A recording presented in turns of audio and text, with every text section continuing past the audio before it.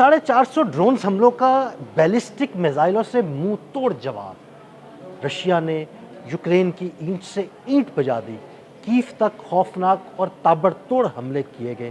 ताज़ा तरीन सूरत हाल क्या है, इस बारे में अजहर अली खान से बात करते हैं। अजहर भाई, बड़ी घुमसान की जंग चल रही है। यूक्रेन ने कल बड़े खौफनाक हमले किए थे रशिया पर, लेकिन रशिया ने बड़ा ही मुंह तोड़ जवाब दिया। बैलिस्टिक मिसाइलों से हमले किए हैं। कीव तक जो है ना, बड़ी तबाहकुन जो है ना, वो तबाही मची हुई है। क्या सूरत हाल है?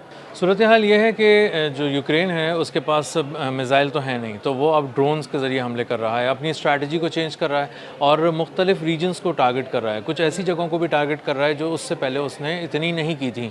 तो उसने इस बार जो गुज़िश्ता रोज़ है वो तातारिस्तान का इंतखाब किया था और वहाँ का एक इलाका है नजने काम्स्क, वहाँ पे एक ऑयल रिफाइनरी थी, बहुत बड़ी ऑयल रिफाइनरी रशिया की, उसको निशाना बनाया और उसके लिए जो लॉन्च किए गए ड्रोन्स की तादाद थी वो 456 ड्रोन्स थे एक साथ जी। और वो आए और उन्होंने हर तरफ छा गए और उन्होंने वहाँ पे आके बहुत बड़े पैमाने पर तबाही फैलाई। यहाँ रशिया का दावा ये है कि उसने बेशतर ड्रोन्स को वहाँ पर कामयाबी से गिरा के तबाह कर दिया। लेकिन अजहर भाई, अगर बेशतर ड्रोन्स कामयाबी से मार कर गिरा भी दिए जाएं तो बेशतर का मतलब ये है कि पूरे नहीं, यानी कुछ ड्रोन्स तो लगे होंगे। अगर हम कम से कम तादाद भी रखें, 5, 10, 12, 15 भी, तो तबाही तो मची होगी जी। 456 ड्रोन्स में से अगर आप सिर्फ 20-25 को ही आने की इजाज़त दे देते हैं तो वो जो वॉरहेड लेकर आते हैं और जिन जगहों को निशाना बनाने के लिए आते हैं उन जगहों पे तबाही फैला देते हैं। वो जिस जगह टकराते हैं कम से कम उसको मुकम्मल तबाह कर देते हैं, उस हिस्से को मुकम्मल तबाह कर देते हैं। तो ये मुख्तलिफ कोऑर्डिनेट्स पे भेजे गए ड्रोन्स थे, तो इन्होंने कोऑर्डिनेटेड एक एफर्ट की और वहाँ पर जाकर हमला किया। तो इसलिए इसको कहा जा रहा था कि पिछले 4 साल का सबसे डेडलीस्ट अटैक था ये, जो यूक्रेन की जानिब से रूस पे किया गया था गुज़िश्ता रोज़, और उसमें 13 लोग भी मर गए थे, 75 ज़ख्मी भी हो गए थे। तो बहुत बड़े पैमाने पर तबाही फैली। इसी तरह एक और इलाके के अंदर उन्होंने हमला किया और 2400 किलोमीटर अंदर तक जाके उनके ड्रोन्स ने निशाना बनाया एक इंडस्ट्रियल कॉम्प्लेक्स को। और भाई, कैसी बात है कि 2400 किलोमीटर रशिया के अंदर ड्रोन चला रहे और रशिया वाले उसको पकड़ ना पाए? जी बिल्कुल ऐसा ही है। उनकी एयर डिफेंसेस को वो तोड़ता हुआ आगे चला गया। उसमें कुछ जगहों पे उन्होंने फायर भी करने की कोशिश की, कुछ को गिराया भी होगा, लेकिन अक्सर ड्रोन वहाँ से गुजरने में कामयाब रहे, उस शील्ड को तोड़ दिया उन्होंने। इसी तरह जो नजने काम्स्क में हमला किया गया था ऑयल रिफाइनरी पे, वो 1200 किलोमीटर अंदर किया गया था। तो अब 2-2.5 हज़ार किलोमीटर अंदर जाकर रूस के अंदर डीप इनसाइड रशिया स्ट्राइक करना यूक्रेन के लिए अब कोई बहुत बड़ी बात नहीं है। और इसीलिए रूस बहुत गुस्से में था। पूरी रात रूस ने मुख्तलिफ जगहों पे बैलिस्टिक मिसाइल्स की बारिश की है और शुमाली कोरिया का जो एक बैलिस्टिक मिसाइल के लिए यूनिट आया था, उस यूनिट ने वहाँ पर कहर ढा दिया है, गज़ब ढा दिया है, मुख्तलिफ अहदाफ को निशाना बनाया है, मिलिट्री की इंस्टॉलेशंस को उड़ा के रख दिया है, कीव को निशाना बनाया है क्योंकि उन्होंने शहर को निशाना बनाया था, उसमें सिविलियंस को मारा था यूक्रेन ने। तो रशिया ने भी इसका जवाब कैपिटल के अंदर जाके दिया है, उनके दारुल हुकूमत में जाकर दिया है और वहाँ पर जब हमला किया है तो वहाँ बैलिस्टिक मिसाइल्स की बारिश कर दी है। 5 लोग उसके अंदर मर गए और बहुत सारे लोग ज़ख्मी हुए। डेवलपिंग स्टोरी है, अभी इसकी बहुत सारी तफसीलात सामने आ रही हैं। तो रशिया ने जो हमला किया है वो फैलाकर किया है, उसने कुछ मौशी अहदाफ को भी चुन कर रखा है और इसीलिए वो हमले कर रहा है इस बार पोर्ट्स पर।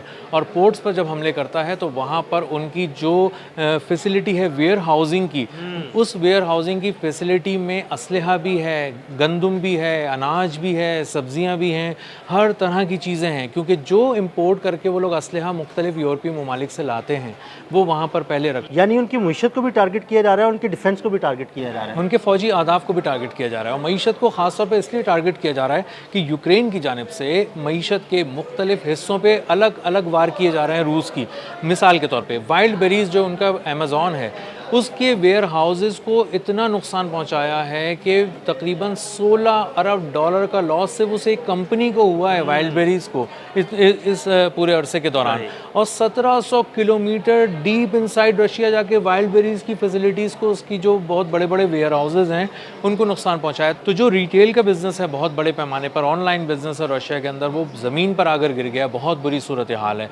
इसी के साथ साथ उन्होंने ऑयल रिफाइनरीज को टारगेट किया, उन्होंने पावर स्टेशन को टारगेट किया, उन्होंने। अगर भी इसके साथ साथ मैंने ये भी सुना है कि कुछ टारगेट किलिंग्स भी शुरू की गई हैं रशिया के अंदर। मेरा ख्याल है कि वो जो मामला है ना, हमें इस पर अलग से बात ज़रूर करनी चाहिए, हमारे नाज़रीन को ज़रूर बताना चाहिए कि कौन कौन से ऐसे लोग हैं जिनको अहदाफ बनाया गया है और जिन्हें बनाया जाना है। एक लिस्ट बनाई गई है, उसको नाम दिया गया है किल लिस्ट, और उस किल लिस्ट के अंदर उन लोगों के नाम शामिल हैं जिनको टारगेट किलिंग करके मारना है, और सिर्फ मारना ही नहीं है, उस पर काम शुरू हो गया। रूस की जो FPV ड्रोन्स बनाने वाली फैक्ट्री है, जो सबसे ज़्यादा रूसी फ़ौज के लिए ड्रोन्स तैयार कर रही है, और जिसके ज़रिए रूसी फ़ौज बहुत ही ताक कर यूक्रेन में निशाने लगा रहे हैं, बड़े पैमाने पर तबाही फैला रहे हैं, उसके CEO को एक बॉम्ब ब्लास्ट के अंदर निशाना बनाया गया है। इसी तरह वाइल्डबेरीज की CEO का नाम किल लिस्ट के अंदर डाल दिया गया क्योंकि बहुत सारे लोग हैं, तो मेरा ख्याल है कि हमें अलग से जो है ना इस पे वीलॉग एक करके अपने नाज़रीन को जरूर बताना है। हम बिल्कुल अलग से इस पर बात अलग से हम करेंगे। बात करेंगे। जी बिल्कुल, इस पर अलग से बात करेंगे, क्योंकि ये खासी तवील लिस्ट है और काफ़ी अहम अहदाफ हैं जो उन्होंने तय किए हैं। तो वो न सिर्फ कंपनीज को निशाना बना रहे हैं, बल्कि उनके CEOs को भी निशाना बना रहे हैं, और ये पैगाम दे रहे हैं कि तुम किसी भी दर्जे में अगर जुड़ने की कोशिश करोगे रूस की मिलिट्री के साथ, और उनके लिए कोई दिफाई हिकमत अमली के तहत कोई काम करने की कोशिश करोगे, तो हम तुम्हें भी निशाना बनाएंगे, रूस के अंदर जाके निशाना बनाएंगे। तो उनके यानी इसका मतलब ऑपरेटिव्स उस पर काम कर रहे हैं। इसीलिए रूस बहुत ज़्यादा नाराज़ है, बहुत गुस्से में है। रूस की फ़ौज इस वक्त बहुत ही ताक कर हमले कर रही है। ओडिशा का जो पोर्ट है वो बहुत ही इंपॉर्टेंट पोर्ट है, चोर्नोमॉर्स्क एक पोर्ट है, बहुत इंपॉर्टेंट पोर्ट है। उसमें उन्होंने इतने बड़े पैमाने पर तबाही फैलाई है कि इसका अंदाज़ा आप सिर्फ इससे कर लें कि रोज़ाना की बुनियाद पे सिर्फ यूक्रेन को $1 अरब का लॉस उठाना पड़ रहा है, और उसकी मईशत वैसे ही पिघल रही है। इन्फ्लेशन वहाँ पर 7% से भी ऊपर चली गई है। यूरोप ने भी हाथ उठा लिए हैं। यूरोप ने हाथ उठा लिए हैं। डोनाल्ड ट्रंप कह रहे हैं तुम्हें हम मिसाइल कैसे दे सकते हैं, हमें तो खुद भी इस्तेमाल करने हैं। यूरोप कह रहा है 7 अरब यूरो की जो तुम बात कर रहे हो कि जो तुम्हें चाहिए, उसमें से 1 अरब यूरो ले लो। अब वो भी ले लो की हद तक है, ये नहीं कहा कि हम तुम्हें पहुंचा चुके हैं पैसे। तो इस वक्त ज़ेलेंस्की के पास ना पैसे हैं, ना मईशत है, ना फ़ौज है, ना आगे बढ़कर हमला करने की सलाहियत है। हाँ, ड्रोन्स बहुत बड़ी तादाद में हैं, इसीलिए हम देखते हैं कि वो एक स्वाम अटैक करने की कोशिश करते हैं हर रोज़, लेकिन उसका जवाब। लेकिन अजहर भाई ये कब तक आखिर, चूंकि मिसाइल तो उनके पास है नहीं, इंटरसेप्टर्स उनके पास है नहीं, ड्रोन से कब तक हमले करेंगे? क्योंकि एक दिन वो भी आएगा जब उनके पास ड्रोन्स भी ख़त्म हो जाएंगे। ड्रोन्स ख़त्म हो जाएंगे, और ये जो रशिया के हमले हैं ये एक बहुत ही कोऑर्डिनेटेड हमले हैं। यानी इसका मतलब ये है कि वो एरियल गाइडेड बॉम्ब्स भी गिरा रहे हैं, वो ड्रोन अटैक्स भी कर रहे हैं, बैलिस्टिक मिसाइल के हमले भी कर रहे हैं, और आर्टिलरी के ज़रिए बहुत बड़े पैमाने पर बमबारी कर रहे हैं और मुख्तलिफ जगहों को निशाना बना रहे हैं। इसका मतलब ये है कि जिस लेवल पर यूक्रेन जाके जंग लड़ रहा है उससे कम से कम 5 गुना ज़्यादा फैलाकर, ज़्यादा शिद्दत के साथ मौसर, सख्त और तेज़ जवाब दे रहा है रशिया, और उसकी वजह से अभी ज़ेलेंस्की और उसकी फ़ौज संभल नहीं पा रहे, और अब जो नुकसानात की एक झड़ी लग गई है उसको रोकने वाला कोई भी नहीं है। अच्छा अजहर भाई, आने वाले दिनों में आपको क्या लगता है कि ये जो रशिया और यूक्रेन की जंग है ये किस सिमत जाएगी? ये फैल रही है, ये बहुत तेज़ी से फैलेगी। इसके अंदर शुमाली कोरिया आकर ख़ुद शामिल हो गया है, उसके फ़ौजी आके मिसाइल चला रहे हैं, बैलिस्टिक मिसाइल मज़ीद पहुंच रहे हैं। इसका मतलब ये है कि रूस के पास जो कहीं थोड़ी बहुत मिसाइलों की कमी थी वो भी पूरी हो जाएगी।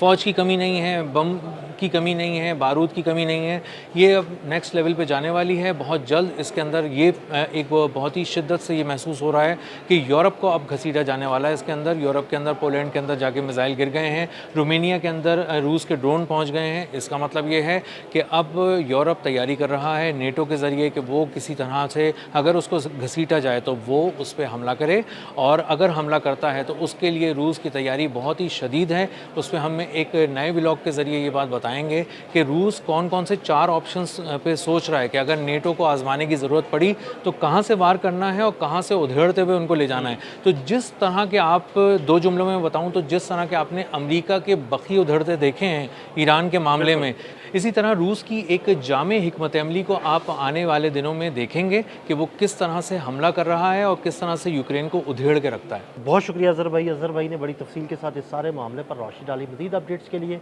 हमें फॉलो करते रहें। अदील अहमद और अजहर अली खान को इजाज़त दीजिएगा। अल्लाह हाफ़िज़।